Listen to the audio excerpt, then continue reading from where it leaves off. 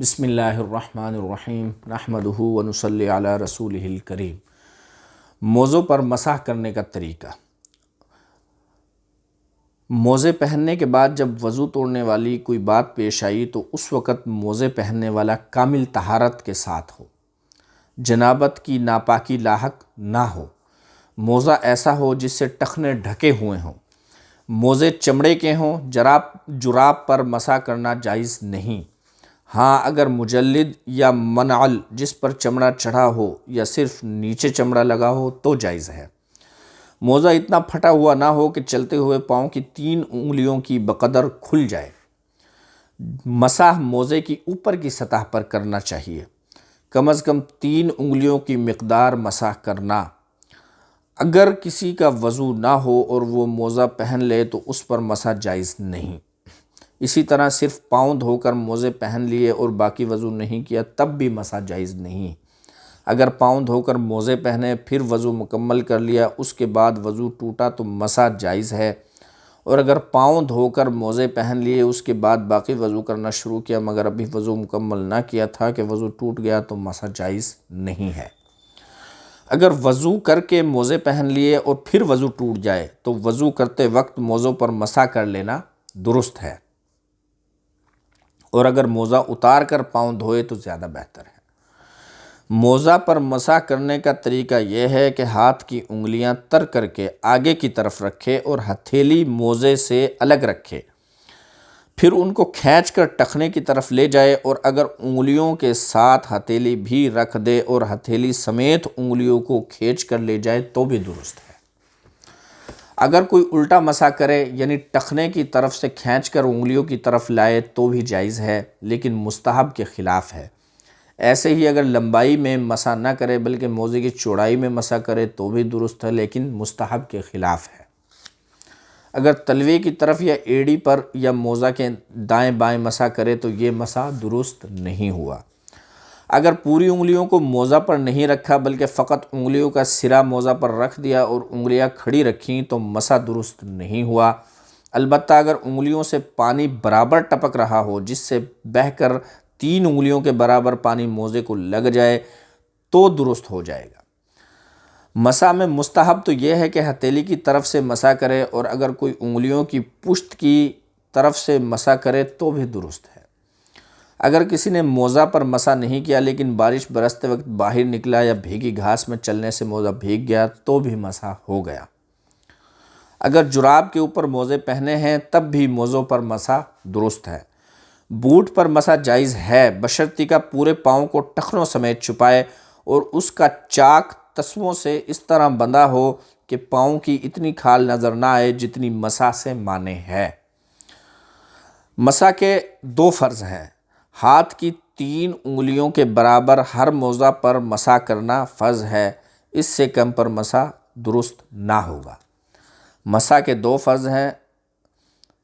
Number 1، ہاتھ کی 3 انگلیوں کے برابر ہر موزہ پر مسح کرنا فرض ہے، اس سے کم پر مسح نہیں ہوگا۔ نمبر 2، موزہ کے اوپر کی طرف مسح کرے، تلوے کی طرف مسح نہ کرے۔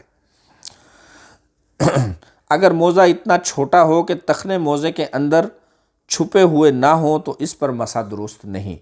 ٹخنے جو ہے موزے کے اندر چھپے ہوئے ہونے چاہیے تب جا کر مسح درست ہوگا۔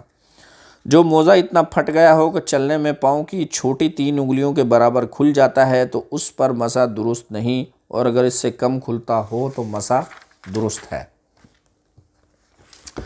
اگر موزہ کی سلائی کھل گئی لیکن اس میں سے پاؤں نظر نہیں آتا تو مسح درست ہے، اور اگر چلتے وقت تو 3 انگلیوں کے برابر پاؤں نظر آتا ہے اور نہ چلنے کی حالت میں نظر نہیں آتا تو مسح درست نہیں ہے۔ اگر ایک موزہ میں 2 انگلیوں کے برابر پیر کھل جاتا ہے اور دوسرے موزے میں 1 انگلی کے برابر تو مسح جائز ہے، اور اگر ایک ہی موزہ کئی جگہ سے پھٹا ہوا ہے اور سب ملا کر 3 انگلیوں کے برابر کھل جاتا ہے تو مسح جائز نہیں ہے، اور اگر اتنا کم ہو کہ سب ملا کر بھی پوری 3 انگلیوں کے برابر نہیں ہوتا تو مسح درست ہے۔ اگر کوئی موزہ پر مسح کرنا شروع کرے اور 1 دن رات گزرنے سے پہلے مسافر ہو جائے تو 3 دن 3 رات تک مسح کرتا رہے، اور اگر سفر شروع کرنے سے پہلے ہی 1 دن رات گزر جائے تو مدت ختم ہو گئی، پاؤں دھو کر دوبارہ موزے پہنے۔ اگر سفر میں مسح کرنا شروع کیا اور ایک دن رات پورا ہونے کے بعد مقیم ہو گیا تو موزہ اتار دے، اب اس پر مسح درست نہیں، اور اگر ایک دن رات پورا نہیں ہوا تو ایک دن رات پورا کر لے، اس سے زیادہ مسح درست نہیں ہے۔ کسی نے تیمم کی حالت میں موزے پہنے ہوں تو ان موزوں پر مسح نہیں کر سکتا، چاہے وہ تیمم صرف غسل کا ہو یا غسل دونوں کا ہو، صرف وضو کا ہو یا صرف وضو کا ہو، اس پر غسل درست نہیں ہے۔ غسل کرنے والے کے لیے مسح جائز نہیں، غسل کرنے والے کے لیے مسح جائز نہیں۔ سفر میں 3 دن 3 رات تک موزوں پر مسح کرنا درست ہے۔ سفر میں 3 دن اور 3 رات، اور بغیر سفر کے 1 دن اور 1 رات، اور جو سفر میں نہ ہو اس کے لیے 1 دن اور 1 رات۔ جس وقت وضو ٹوٹا ہے اس وقت سے 1 دن رات یا 3 دن رات کا حساب کیا جائے گا، جس وقت موزہ پہنا ہے اس وقت سے نہیں۔ جیسے کسی نے ظہر کے وقت وضو کر کے موزے پہنے، پھر سورج ڈوبنے کے وقت وضو ٹوٹا تو اگلے دن کے سورج ڈوبنے تک مسح کرنا درست ہے، اور سفر میں تیسرے دن کے سورج ڈوبنے تک جب سورج ڈوب گیا تو اب مسح کرنا درست نہیں رہا۔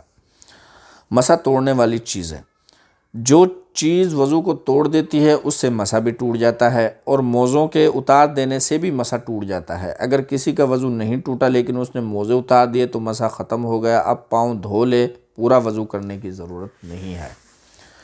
اگر ایک موزہ اتار دیا تو دوسرا موزہ بھی اتار کر دونوں پاؤں دھونا واجب ہے۔ اگر مسح کی مدت پوری ہو گئی تو بھی مسح ختم ہو جائے گا۔ اگر وضو نہ ٹوٹا ہو تو موزہ اتار کر دونوں پاؤں دھوئے، پورے وضو کا دہرانا واجب نہیں، اور اگر وضو ٹوٹ گیا تو موزے اتار کر پورا وضو کرے۔ موزہ پر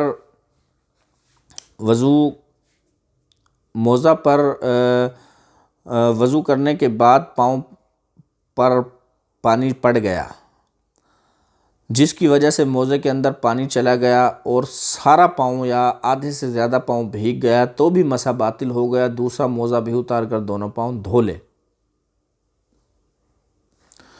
پاؤں کا اکثر حصہ کسی طرح دھل گیا تو موزوں کو اتار کر پاؤں کو دھونا چاہیے۔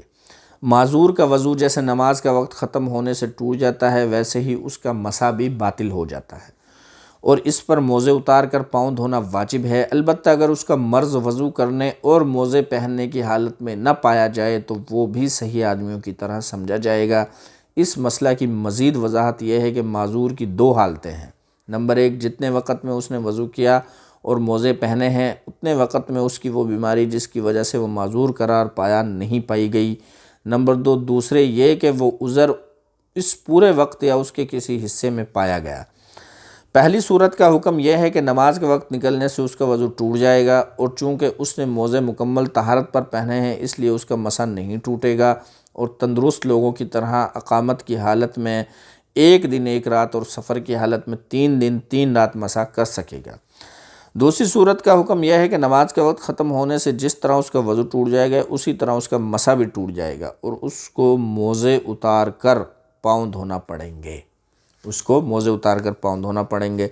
جرابوں پر مسح کرنا درست نہیں، البتہ اگر ان پر چمڑا چڑھا دیا گیا ہو یا سارا موزے پر چمڑا نہ چڑھایا ہو بلکہ صرف تلوے پر چمڑا لگا دیا گیا ہو، یا بہت موٹے اور سخت ہوں کہ بغیر کسی چیز سے باندھے ہوئے ٹھہرے رہتے ہیں اور ان کو پہن کر 3-4 میل راستہ بھی چلا جا سکتا ہو، تو ان سب صورتوں میں جراب پر بھی مسح درست ہے۔ آج کل کی جرابوں کے تلوے پر چمڑا لگانے کے بعد بھی مسح کرنے میں فقہا کا اختلاف ہے، اس لیے احتیاط اسی میں ہے کہ مسح نہ کیا جائے۔ برقع اور دستانوں پر مسح درست نہیں ہے۔ کسی کے ہاتھ یا پاؤں پھٹ گئے اور اس میں موم، روغن یا کوئی اور دوا بھر لی اور اس کے نکالنے سے ضرر ہوتا ہو تو اگر اس کو نکالنے کے بغیر اوپر ہی پانی بہا دیا تو وضو ہو جائے گا، لیکن اگر پھٹن کے اندر پانی پہنچانا نقصان نہ کرتا ہو تو موم نکال کر اندر پانی پہنچانا فرض ہے۔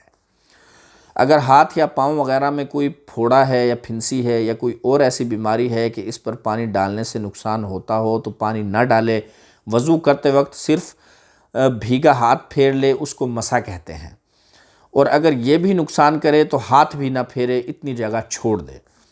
اگر زخم پر پٹی بندی ہو اور اپنی پٹی کھول کر زخم پر مسح کرنے سے نقصان ہو یا پٹی کھولنے باندھنے میں بڑی دقت اور تکلیف ہو تو پٹی کے اوپر مسح کر لینا درست ہے، اور اگر ایسا نہ ہو تو پٹی پر مسح کرنا درست نہیں، پٹی کھول کر زخم پر مسح کرنا چاہیے۔ اگر پٹی زخم سے بڑھی ہوئی ہو تو اگر پٹی کھول کر زخم کے آس پاس جگہ کو دھو سکے تو دھو لے، اور اگر پٹی نہ کھول سکے تو ساری پٹی پر مسح کر لے۔ ہڈی کے ٹوٹ جانے کے وقت پلستر باندھتے ہیں، اس کا بھی یہی حکم ہے کہ اس کے اوپر ہی ہاتھ پھیر لیا کرے۔ زخم کی پٹی کا بھی یہی حکم ہے کہ اگر زخم کے اوپر مسح نہ کر سکے تو پٹی کھول کر کپڑے کی گدی پر مسح کرے، اور اگر کوئی کھولنے باندھنے والا نہ ملے تو پٹی ہی پر مسح کر لے۔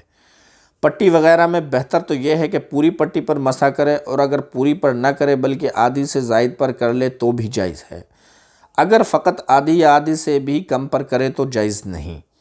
اگر زخم ٹھیک ہونے سے پہلے پٹی کھل کر گر جائے تو دوبارہ باندھ لے، اور وہی پہلا مسح باقی ہے، دوبارہ مسح کرنے کی ضرورت نہیں۔ اور اگر زخم ٹھیک ہو گیا اور باندھنے کی ضرورت نہیں رہی تو مسح ٹوٹ گیا، اب صرف وہی جگہ دھو کر نماز پڑھے، پورا وضو دہرانا ضروری نہیں ہے۔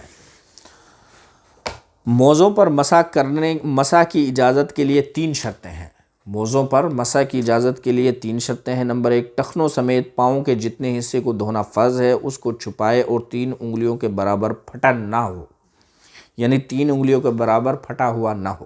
نمبر 2، پاؤں سے لپٹا ہوا ہو۔ نمبر 3، اس کو پہن کر معمول کی رفتار سے 2 میل یا اس سے زیادہ چلنا ممکن ہو۔